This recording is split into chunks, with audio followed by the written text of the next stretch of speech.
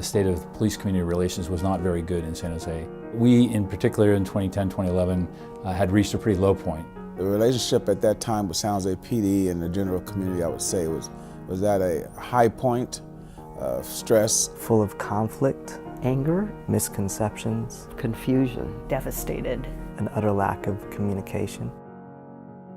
When San Jose started to experience some strain in the relationship between the community and the police, I think the impact was felt in two directions. The community certainly felt that impact, but the police officers as well. It felt like they were gunning for young black or brown students or people. There was a sort of atmosphere that police could not be trusted. Some anger and frustration among our workforce, and a general sense of not being supported by the people that they were there to serve and protect. A grieving father came forward and he asked the San Jose police chief at the time, "Why did you have to shoot my son?"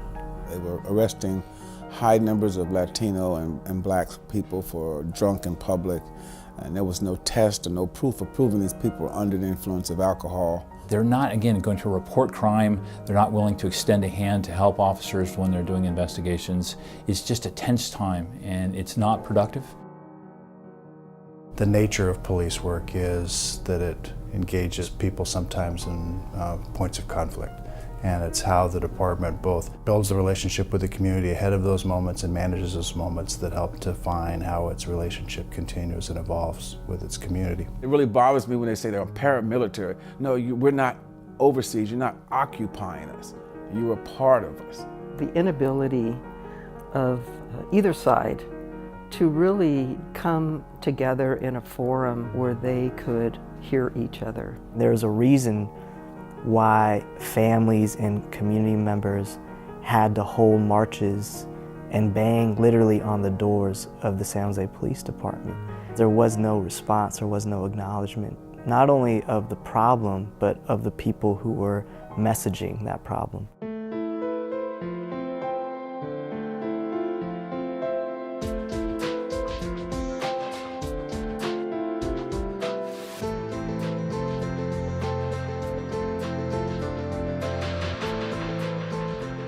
Some were hosted by ACCI, where I work. Some were hosted by the community activist. And some were hosted by ALF and other really important community groups. They created a safe space for coming together. People could express themselves and say what was on their mind without feeling they had to be defensive or were going to be under attack. We realized that we had some common ground. We shared some values about wanting to see a safer, more inclusive San Jose. Both during the conversation and in those important moments off camera, additional connections were made and trust was built. And trust is, in fact, the currency of police and community relations.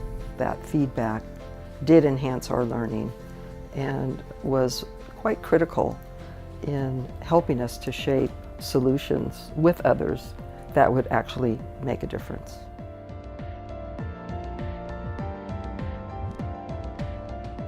First thing I did is going to create the Chiefs Advisory Board. It was never meant to be my advisory board. It was to be the department's advisory board, the city's advisory board. This was a group of diverse community residents and community leaders, some of the most vocal critics of the police department, coming together around a table to sit with the police chief and his key leadership and talk about issues happening in the community and solutions. They give me and they give my entire command staff feedback as to things that we're doing well, things that we can do better. There really aren't a lot of major policies that we roll out as a police department without, at the very least, involving our CAB. CAB has been the model that we've set up here for us to come together and to solve our problems in this community before they get to a boiling point, so that we hopefully will never have a Ferguson. It is not the perfect model, but it is a model that we're working to perfect. We've worked on our community policing plan with them. That was very important to get their perspectives on it. Impact of the CAB has been far greater than the CAB itself. It really has opened doors and relationships and ideas to a lot of other projects and community building that we do in San Jose. We're in a very different place in community and police relations than we were when we started. We can have those difficult conversations and we can actually get to some solutions or some paths forward, even though those conversations may not be easy. And that may not seem like a big thing, but it really is what this is all about. We were thrilled when independent police auditor LaDoris Cordell at the time successfully championed a mediation program which is in place here in San Jose now. We have one of the only in the country data collection processes for detention stops, of both traffic stops and pedestrian stops. That is fairly forward-thinking in the national landscape of policing. The San Jose Police Department is poised to regain the greatness that I think it has always enjoyed and has always been present, but sometimes has been more challenging to see. I'm glad that we're not sort of caught in the dynamic that we were from just a handful of years ago. With that said, despite us making policy improvements, despite us having new vehicles of communication with the department, we had a record number of officer-involved shootings last year.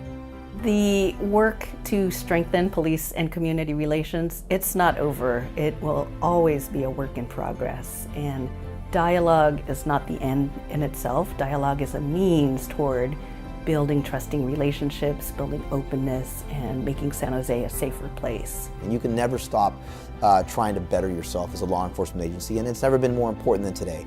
Our goal is to make it so we become that emblematic city that says it's possible to make it so that everyone is safe regardless of their background. A city that can transcend generations of conflict between police and communities of color. If any city's sort of equipped to do that, and maybe is duty-bound to do that, I think it's San Jose.